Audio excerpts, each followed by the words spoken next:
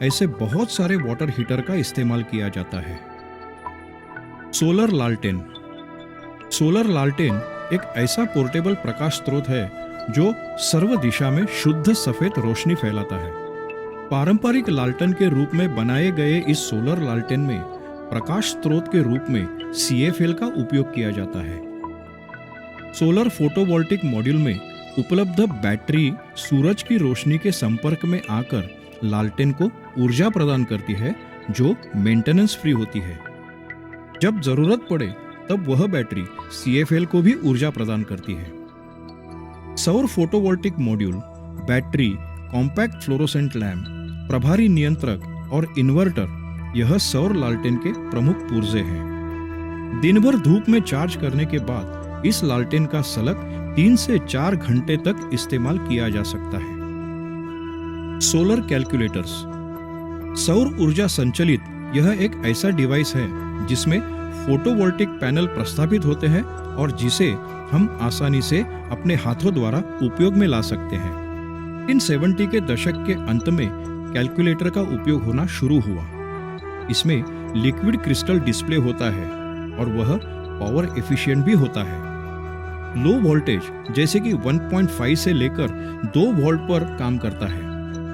इसके अलावा अन्य मॉडल में लाइट पाइप का इस्तेमाल होता है जो सौर ऊर्जा से पावर लेता है। पर्यावरण प्रति जागरूकता हेतु कचरे के निष्कासन के तरीके।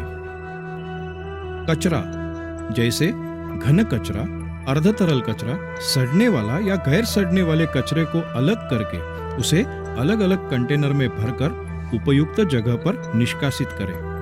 कृपया किसी भी कचरे को अपने या दूसरों के घर के सामने, इतना ही नहीं बाहर सड़क पर मत फेंकिए। विविध जगह पर कॉरपोरेशन द्वारा रखे गए कंटेनर में ही या डोर टू डोर आने वाले गाड़ी में ही कचरा डालिए। रिसाइकलिंग होने वाला कचरा जैसे कि पेपर, कांच, धातु इत्यादि को अलग करके उसे बेच दें या दान करें, क्योंकि ऐसा करने से वह सीधा रिसाइकलिंग के लिए भेजा जाएगा। घरेलू खतरनाक कचरा जैसे कि मच्छर, कॉकरोच मारने के लिए इस्तेमाल होने वाले स्प्रे कंटेनर्स को ध्यान से निष्कासित करें। पेंट या सॉल्वेंट जैसे खतरनाक कचरे को अपने सिंक के नीचे कभी भी मत रखिए या उसे अपनी जिम्मेदारी पर ही नष्ट कीजिए। ऐसे कचरे को उनके मूल कंटेनर में ही जमा कीजिए और रीयूज प्रोग्राम चलाने वाली किसी संस्था को दान करें या उसे स्थानीय घरेलू खतरनाक सामग्री कार्यक्रम के माध्यम से निष्कासित करें। पर्यावरण से जुड़े एक्शन प्रोग्राम में सम्मिलित होना। अपने परिसर या कॉलोनी के प्रति वर्तमान प्रयासों में सक्रिय हिस्सा लें। अगर आपका कॉलेज, यूनिवर्सिटी या कॉलोनी इस गो ग्रीन कार्यक्रम में सक्रिय नहीं है तो कुछ विशिष्ट छात्रों को इकट्ठा करके गैर सरकारी NGO द्वारा इसके आयोजन पर जरूर विचार करें। पर्यावरण से मुकाबला करने हेतु ज्यादा से ज्यादा वनीकरण करने का प्रयास करें। आप राष्ट्रीय वन उद्यान एवं राज्य स्वायत्तता वाली भूमि में इतना ही नहीं, अपने गांव कस्बों में पौधे लगाने वाले समूह में शामिल हो सकते हैं। इससे वातावरण में ठंड पैदा होगी और ग्लोबल वार्मिंग से निपटने के लिए मदद भी मिलेगी। आपके क्षेत्र में नदियों और नालों की सफाई करने वाले समूह में आप शामिल हो सकते हैं।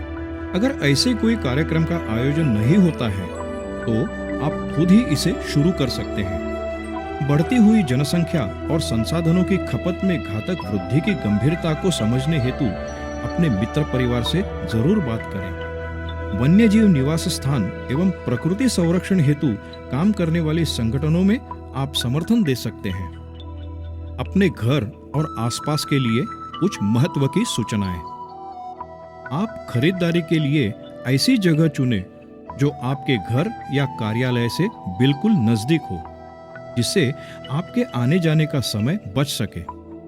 हो सके तो पैदल या साइकिल पर जाने का प्रयास कीजिए।